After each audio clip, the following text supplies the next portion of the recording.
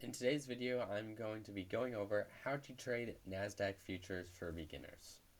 This will be a full in-depth video on everything you need to know about Nasdaq futures, what platforms to trade them on, and how to get started. Okay, so first, let's talk about what Nasdaq futures are. Futures are standardized contracts with Nasdaq, and with Nasdaq futures, you're not buying shares, you're betting on the direction of the Nasdaq 100 index. So, instead of buying a stock and hoping that it goes up, you can basically say, okay, I think the NASDAQ is going to go up by this much in this amount of time, and then bet on that. Or you can say, okay, I think the NASDAQ is going to go down by this much percentage in this amount of time. And there's two sizes that you can do this in.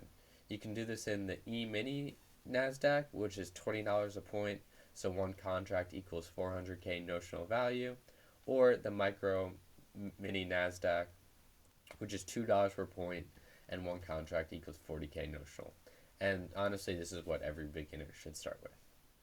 So a tick size is 0.25 points. It kind of varies by broker, but that means that it's $5 on NQ and 50 cents on MNQ. So these features offer almost 24-hour trading from Sunday to 6 p.m. to Friday from 5 p.m. They have insane liquidity and no PDT rule, and that's why day traders love them. Now, let's go over the best platforms that for beginners.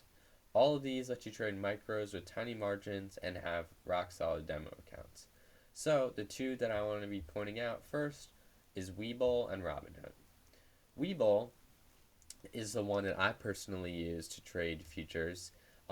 They let you start with as little as $100, and you could leverage pretty heavily if that's something you're interested into. Not really me, but they have trusted partners, the CME group, advanced tools, ladder trading, performance analysis, account risk, everything that you would need. They have the lower commission, reduced margin requirements, and we can take a look at some of the features that they have. They have pretty much everything: micro Nasdaq, micro S&P 500, micro gold, silver, Bitcoin. They have forex futures, metals, energy, interest rates, agricultural, crypto. So basically everything under the sun that you could want to trade. It's pretty easy to get started. You just log in, create an account, and then deposit money into your futures account. This is the one that I use to trade on. As you can see, I'm logged in with this right now, and I don't really have that much money deposited in, but I can use it to predict with futures. It offers many different types of futures also. You can trade micro E-mini Nasdaq futures on Webull, S&P, gold, oil, Bitcoin, whatever you want, and you can use it all through TradingView or their own platform, but I prefer TradingView because it's one of the best charting platforms. And now let's go to Robinhood. Robinhood is a really popular brokerage account for beginners. They have more insight, more speed, smarter futures tools. You can trade the S&P 500, oil, Bitcoin, and more without PDT rules, Greeks, or time decay. They have some of the lowest commissions ever, and if you have Robinhood's gold commission, it's even lower.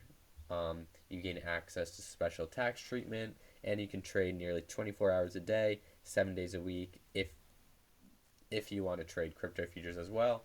But as I mentioned before, Nasdaq is only from Sunday at 6 p.m. to Friday at 5 p.m. And as it shows here, it's very intuitive. They have like a ladder book, the fundamentals, real-time market data, less, very low commissions compared to other brokers. And yeah, here's some of the things that they offer: stock indexes, energy, currency, metals, crypto. And even right here, you can take a look at how you trade it. You churn a quantity, and then it shows how much you need, commissions and fees, all that type of stuff. You can also sell it, same thing. And even right now, if I wanted to, I could trade um, Bitcoin futures, because Bitcoin futures are active right now. Oh wait, actually no, never mind, they're not. I forgot. You can't trade it with Robinhood, but for some other platforms you can. And on Webull, you can also open a demo account and trade futures completely risk free and just learn how to do it. And now let's talk about leverage and margin. So right now, as of February 2026, the day trade margins are roughly for micro mini Nasdaq, or for micro, it's $50 to $150 per contract, and for mini Nasdaq, it's $400 to $1,000 per contract. That means with $500 in your account, you can easily control 200K to 400K worth of the Nasdaq, which is absolutely insane to me. One The 1 point move on MNQ equals $2 and 50 points, which is honestly a very normal move, equals $100 profit or loss. So that's 20% of your account on one contract in minutes, and this is why people, many times you'll see them blow accounts, because leverage is a tool and definitely not a toy to play around with. So we can also talk about the biggest pitfall: overreacting to news. This is the one that kills beginners more than anything. They try and gamble on high impact news, and they will lose their accounts. You'll see a headline: Powell nominated again, or rate cut expansion surge, and then the market rips 100 points in 2 minutes. You FOMO in, and then it immediately reverses and stops you out. News trading is definitely without an edge and is basically the same thing as just throwing your money on roulette and seeing what happens.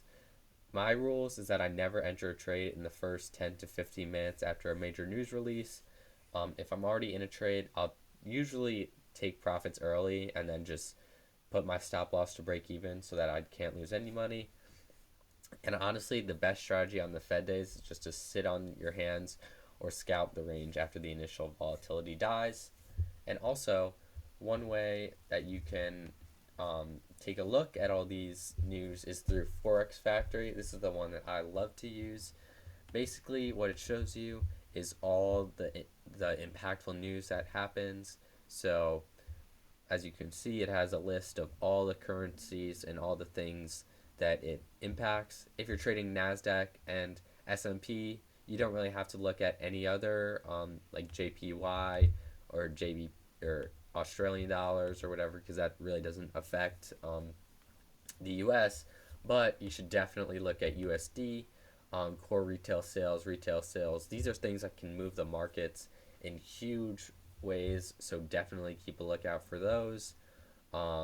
Yeah, non-farm employment change, unemployment rate, all these things with the red folders. That means that these have high impact expected onto the markets and could swing it in any way. So it's always good to take profits or tighten your stop loss.